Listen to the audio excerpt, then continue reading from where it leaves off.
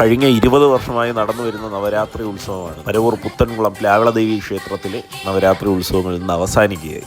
ഇതൊക്കെ കാണുമ്പോൾ ഒരു സന്തോഷമാണ്. പണ്ടുതൊട്ട് 20 വർഷം മുമ്പ് തുടങ്ങിയ ഒരു ചടങ്ങുകൾ ഇപ്പോഴും ഇങ്ങനെ പോവുക എന്നുള്ളത്. കഞ്ഞിയും എല്ലാമൊക്കെ ആയിട്ട് രാത്രി കണ്ടില്ലേ, എല്ലാവരും ഇവിടെ തന്നെ ഉണ്ട്. ഈ ദീപക്കാഴ്ച ഇവിടുത്തെ ഒരു പ്രത്യേകതയാണ്. ഇവിടെ മാത്രമല്ല, നമ്മൾ കയറി വരുന്ന വഴിക്ക് മൊത്തം ഇതുപോലെ ദീപങ്ങൾ തെളിയിച്ചു വെച്ചിരിക്കും. ഇന്ന ദിവസമായി നടക്കുന്ന നവരാത്രി പൂജ ഇന്ന് സമാപിക്കുകയാണ്.